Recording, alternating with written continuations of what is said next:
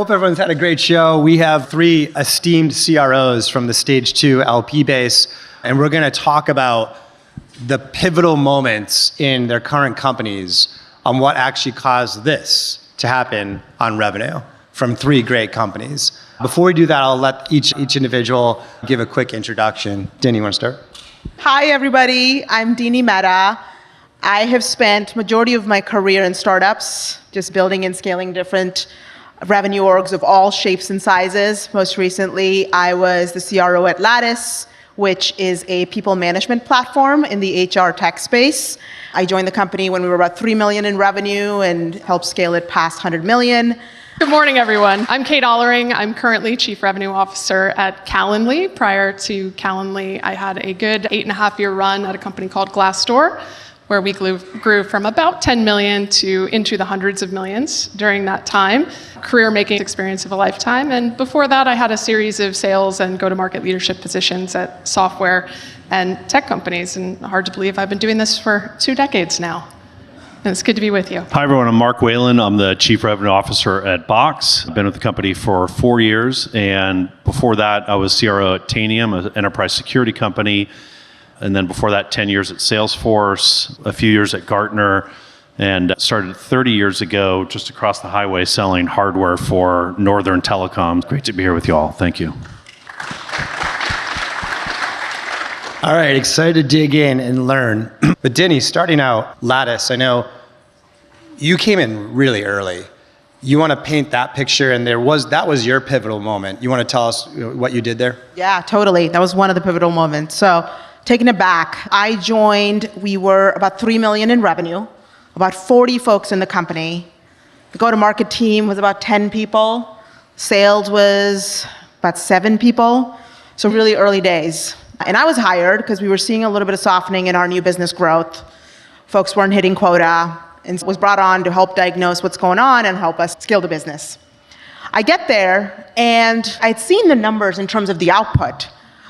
But what I couldn't connect the dots on was all the activity that was happening on the ground. Reps were taking 4 to 6 calls a day. They were doing lots of demo volume, so we had top of the funnel volume. That was one thing that was interesting. There's a lot of volume, but we're not seeing the output. 2, we were closing really small deals, like $1,200 deals on one end. And we were also talking to really large companies, like hundreds of thousands of employees. And both ends of the spectrum, we had interest, which was great for our product market fit, but clearly from a go-to-market execution standpoint, we weren't focused, where we were spending time closing $1,000 annual deals and also talking to these really large companies. And the third phenomena that I saw was we had a product-led growth flow on our website, where you could go to the website, buy Lattice for your team, and run with it. Awesome. But we also had a sales team that was out in market selling the full solution wall to organizations. And so there's a bunch of stuff happening. The good news was there's a lot of activity, and we had a lot of initiatives in play. Bad news, it wasn't really driving the results we wanted. And so I came in, and after looking at the data around churn, looking at the data around usage, talking to some customers, learning more about the persona, I made a few key changes, which was nerve-wracking at the time because I was like 1 month in, coming in here with all these, let's make all these changes. But it just felt right talking to folks and looking at the data.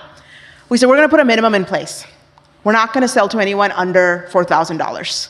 So that was the first thing I did, which everyone's, what? And the sales team, how are we going to get to our numbers? Most of my deals and demos are coming from that early stage folks. And we knew that those people aren't getting the value out of Lattice today based on the numbers. So we said, all right, we're going to put a minimum in place. 2, we're going to pause on the full product-led growth motion. Let people come in and experience the product, but we're going to sell through our sales team. We've got a sales team here. The best way a customer finds value on Lattice is by using the full product. And so we're going to focus in there. And then 3, we defined our ICP. We said, here's the types of organizations that see value in Lattice. We've got limited resources. We've got a small team. And we really have to focus in because the opportunity cost, it's very tempting when you're a startup to do everything.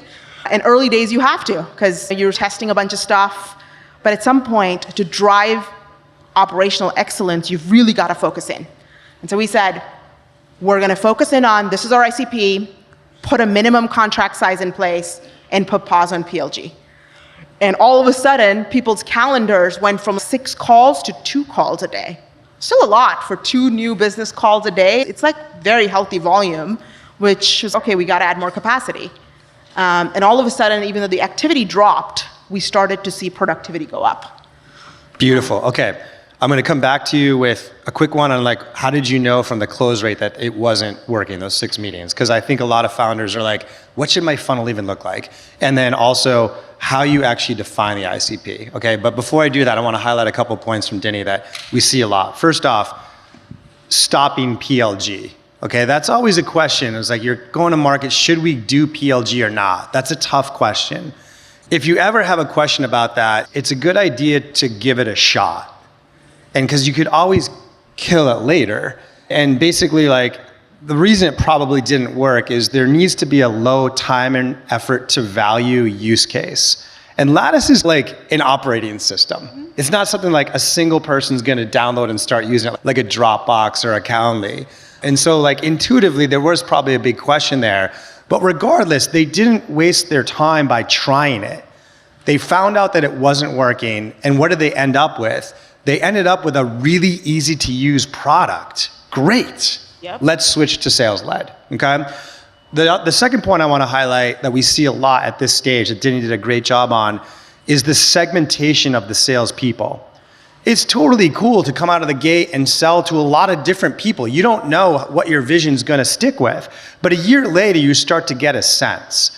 And when we walk into organizations and you have 5 salespeople and all those salespeople are selling $3,000 ACV deals and $100,000 ACV deals, that's not gonna work.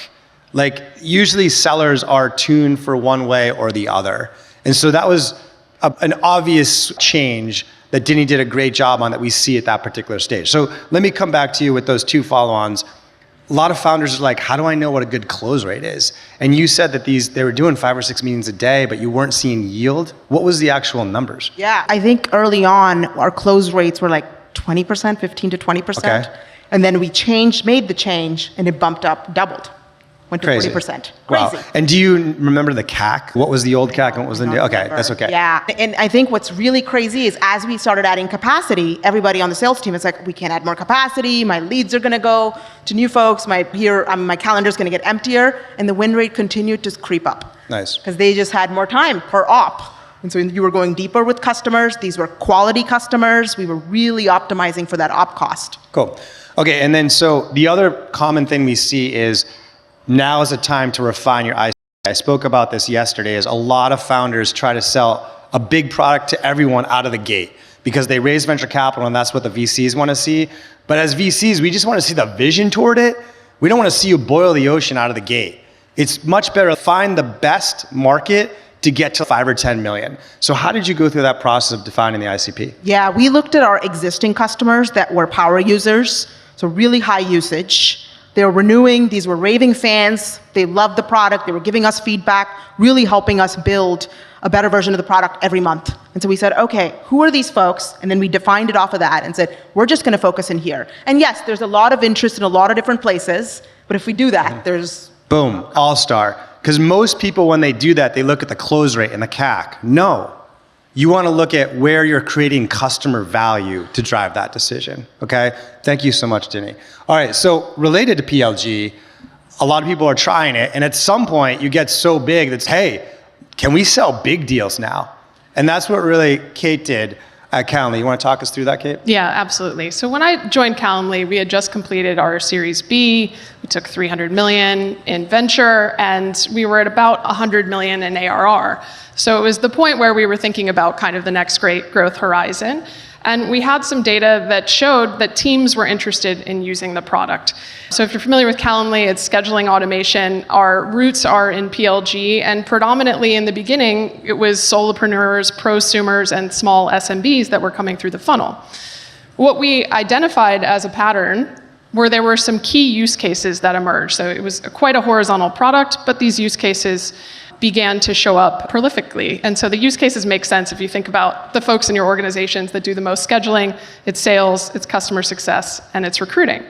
So as we began to work with these customers, folks in those use cases started to ask us for deeper and richer solutions that were integrated into their workflows, making it easier for large teams at large organizations to stay in their stacks but also use Calendly. And so from an R&D perspective, we made investments in what we call vertical solutions to support that. And what happened is the composition of our funnel began to change. We started to see IT administrators show up in the funnel. We started to see line of business leaders and RevOps leaders show up in the funnel. And in response to that, we had a small but mighty group of inbound sellers who could take a high intent lead and convert it, but to take a high intent lead from a large company and turn it into a large deal, we identified this was just going to simply be a different skill set. And we made the jump to invest in enterprise. And so what I'll share with you, though, is it's not just about hiring enterprise salespeople. Yes, that's part of it.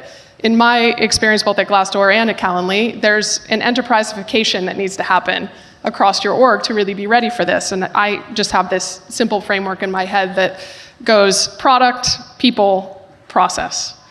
So from a product standpoint, you might think you have product market fit, but selling to large companies is different. You have to have the right security and administrative features and requirements. It's just far more intense to support a large organization than it is to support a mid-sized organization. From a people standpoint, do you have the right profiles? At Calendly, we had to go out and hire a different profile, not just in sales, but in CS, in less intuitive parts of the company, like in marketing. As an example, in the early days, marketers just buy you leads. And as you progress into the enterprise, you need solutions marketers, you need collateral, you need selling tools to support the sales team. And that's a different skill set that's required in marketing. So just some examples of how the composition of the team and the folks that you need to bring in change too. And then from a process standpoint, you have to sincerely be ready to invest in enterprise sales and build infrastructure to make sure that these relatively expensive salespeople can be successful. So you have to build RevOps, add some enablement resources, deals desk, legal. In kind of the early days of exploring enterprise, getting an enterprise company to commit to investing in you is like literally less than half the battle. Getting through monstrous MSAs, getting through InfoSec questionnaires, and getting through the paper process at these organizations really becomes the challenge. And what's required is a whole bunch of infrastructure to support your sellers in completing those tasks. So if you think about across all of those things, you have to be really ready to enterprise your company, and it takes sincere investment, and you have to be prepared and model the return that you think you're going to get from those things, which is what we did at Calendly, all driven by kind of this need from teams to have more vertical solutions. All right, beautiful. A ton of stuff to recap there. My two follow-ons so you can think about them, because we're going to ad-lib this, right? So what do you look for in enterprise rep compared to mid-market? And then we're going to talk about the PLG trap, and I want to get your take on that. So just to recap Kate's experience, first off, this is a common blueprint. You start SMB. It's not a good idea to start selling to the enterprise unless you have to. It's just a long slog. So it's good to start SMB mid-market. You hit 10, 15, 20 million, lots of times going upstream is a great way to go. Now, do not come into the year and be like, okay, cool, we're gonna go from 15 to 30, and oh man, our regular funnel only gets us to 15 to 25. I have an idea, let's go upstream and tell the board we're going upstream, and let's commit to 5 million. No, this is a long journey. We have to hire new reps, that's gonna take 3 months. They have to onboard 2 months, build pipeline 6 months. So this is like a test that's being done, and you wanna be testing this before you need it. Okay, and so that's number one. Number two is it is a test because you have to refine product market fit. Don't let your ego get in front of you. This is not going to translate that easily upstream. It's almost like the beginning days again. So give yourself that time. The other thing I commonly see that happen with Kate and Calendly, I think to some degree, is inbound is probably not going to drive enterprise. Like it's really rare to get an inbound lead and be like, and then 3 months later, oh, we have $1 million account. It's cool, there's little triggers happening, but this is very much like account-based marketing, account-based selling. There's dozens of people who are gonna influence the sale. And some of them are coming inbound and you're going outbound, and it's like really moving this boulder along. Okay, so let's come back to first enterprise rep? Because that's key, is we got to hire our first two. What's the difference between hiring a mid-market versus an enterprise rep? Yeah, I think it starts with having the right ICP. So when we say enterprise, you immediately go to the 20,000 person company. And for us, enterprise was mid-market and the lower enterprise segment. And so you're looking for reps who have done these deals, let's say $30,000 to $50,000 deal sizes, have a handful of years of experience doing that. And the big key that we needed to find and transition our org to was team members who had experienced value selling. Often you'll inherit an org of very well-intentioned, smart, scrappy people who are selling features and functions because of your PLG roots. It's, hey, just show them the product, get them into the product, they'll convert. Selling to a different buyer, a line of business owner, a key business stakeholder in these larger organizations takes a completely different motion. You have to talk about business value and be able to make a business case for the value that your solution creates for their organization. Completely different skill set. So we really tested for that primarily in our hiring profile. Another really cool work that happened that's relevant here by one of our other LPs, Oliver J. OJ was one of the early reps at Dropbox to take them into the commercial world, and he was the founding CRO at Asana. And he has written a work called The PLG Trap, which is quite instructive for early stage PLG companies, which says, like, your ability to sell an enterprise deal, like, you learn very little from your PLG experience, because the PLG product was built for the end user, but an enterprise sale has to really hone in on the C-level decision maker. And rarely do those customer value props match up. So you have to have that sort of vision and strategic mindset from the beginning. Is this going to create a stepping stone for us to have a customer value prop that also resonates with the C-suite? Did that happen at Calendly?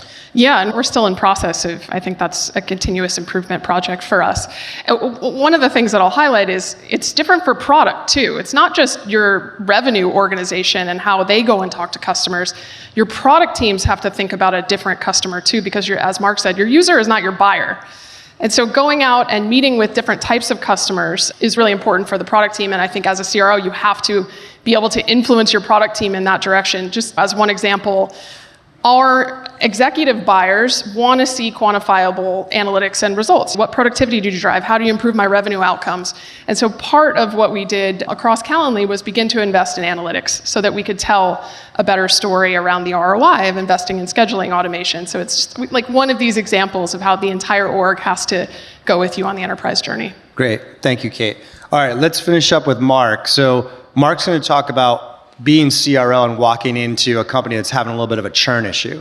And unfortunately, that's happened with a lot of companies right now. Whenever there's volatility in a macro environment, that typically leads to churn. And I can't think in my career of like 30 years, a time of like worst churn. Everyone's remote and we change our value prop, and then all of a sudden there's a grow at all cost situation in tech, and we're selling into that, and then that changes overnight, and now it's all about efficiency, and that just leads to a lot of customers that signed up for something that is no longer relevant in a very short period of time. So there's a lot of companies going through this. And Mark has come into Box and done a great job. Can you walk us through that story, Mark? Yeah, sure. I joined the company 4 years ago. We were about $600 million in revenue, 4 or 5 years past the IPO. And as a subscription business, you're always growing, but the rate of growth was not where we wanted it to be. And generally, when a company's bringing in a new VP of sales or a new CRO, they think they have a sales problem, and very often they do. And we did have sales problems. We still have sales problems. We're still working on them right now. But what I found after I arrived is that we had a churn problem that was, I would say, like on the unhealthy range. And I think the thing that we did as a team was really understanding why we had a churn problem.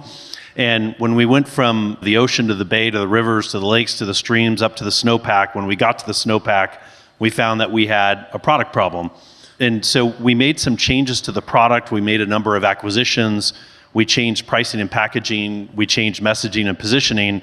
And when we did that, alongside all the improvements that we made in the sales organization, then the growth returned. And we had dramatic improvements in churn. And it's much easier to sell to an installed customer than to a net new customer. And so when you churn $1, if you look at what your net retention rate is, if you're 110%, if you're 120, you didn't just lose $1, you lost $1.20 when you churn that installed customer. If you have a leaky bucket, if you're a really high growth company, you might be able to outrun it. But if your growth is, rule of 40 dynamics, we're more balanced in terms of growth and profitability. if you're not growing at 40% on new ARR, you just can't afford to have a leaky bucket. And that's really the thing that we did as a company, is get the whole team together. We would have these all hands meetings where when I would talk to reps and I'd ask them about a renewal, and they would say, that's not my job. And that's a problem. And we do these all hands meetings to say, raise your hand if you're on the renewals team.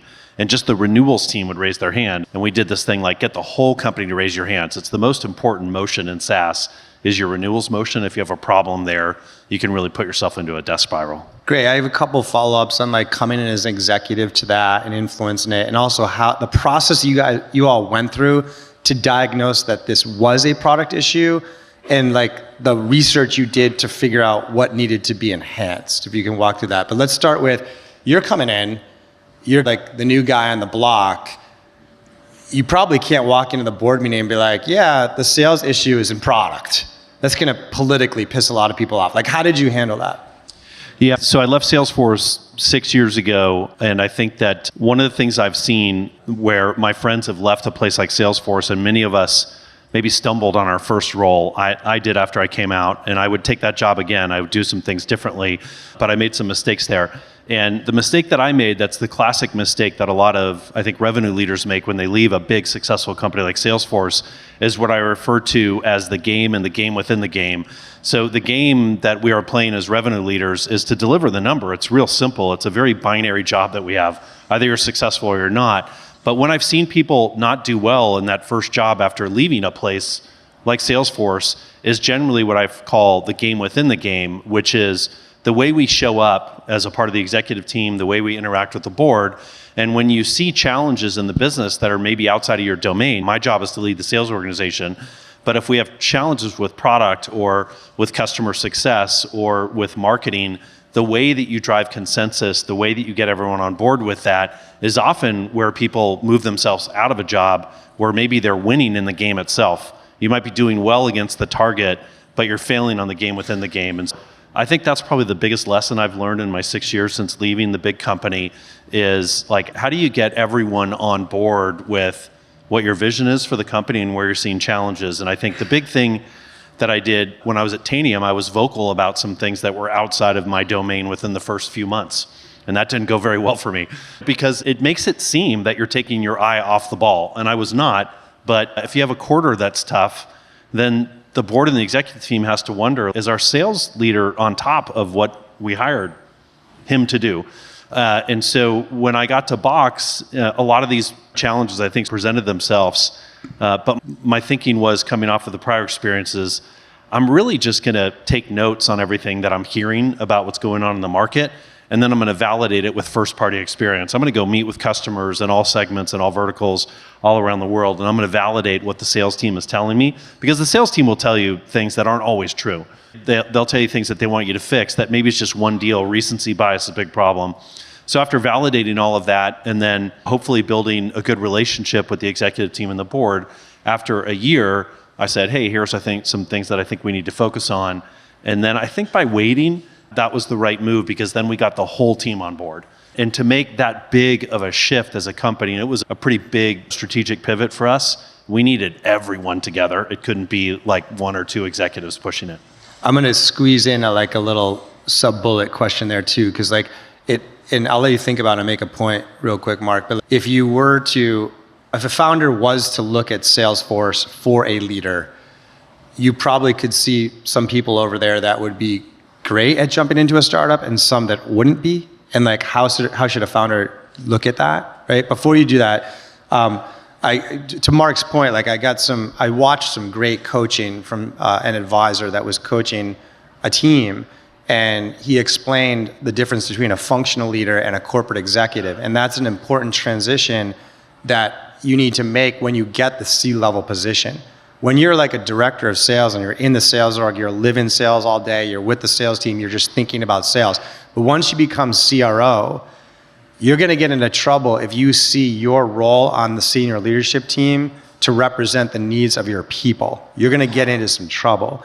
You need to look at it as a corporate executive. Yes, when you are out with your team, you're leading your team. But when you're in the senior leadership team meeting, you're a corporate executive where everybody should remove their biases toward their function and operate as a single team toward a North Star. And I think we're hearing a great example of that from Mark. So Mark, like for over a decade, so many VCs have come in and be like, okay, here's a Series B, now go find someone at Salesforce and hire them as your head of sales. So tell us, like, as you go through all your peers over there, what should a founder be looking for there to hire someone out of a big company that would work, and what should they look like as a red flag? Yeah, it's a great question. So if you're thinking about hiring someone from a big company, and your target employer might be a Salesforce, it might be another great SaaS company out there, the common thing that the common conversation that founders have is like, is she going to be able to work in this environment, or is he going to be able to keep up with us or work in a startup? And there's almost this undertone of it's like work ethic or something, which I've always found really comical. My 10 years at Salesforce, I worked 365 days a year. The work was intense. Like, I didn't have a blood pressure problem before I went there, but when I came out, I sure did. And it's so, like, the idea of being able to keep up I always found funny. And when you work at a place like that, you're not like overloaded with resources. I was booking my own travel and managing my own calendar and doing my own expenses. It was work. Like we were working. The thing that actually is that people struggle with when they leave a place like that is when you work for a company that's really well run and you have first party experience of things being done right, and then you go to a startup where things are resource constrained, then what ends up happening is that some executives struggle with the resource constraint.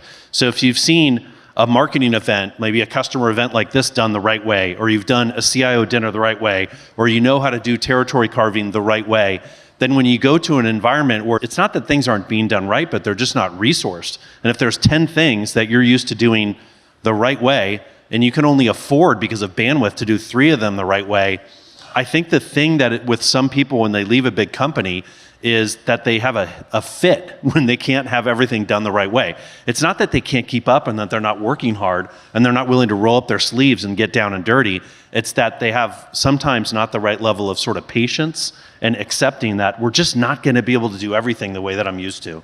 And at Box, there's all sorts of things that I would like to be doing differently, but we're all living in a rule of 40 world now, and we can't go fund every little thing that I think would make a difference. You have to choose what are the 3 things that we're going to do really well, and I'm just going to have to let go of these other 7 things. Beautiful. All right. Thank you so much. You have busy jobs out there, and we really appreciate you coming out and spending time to drop knowledge. Let's thank our panel.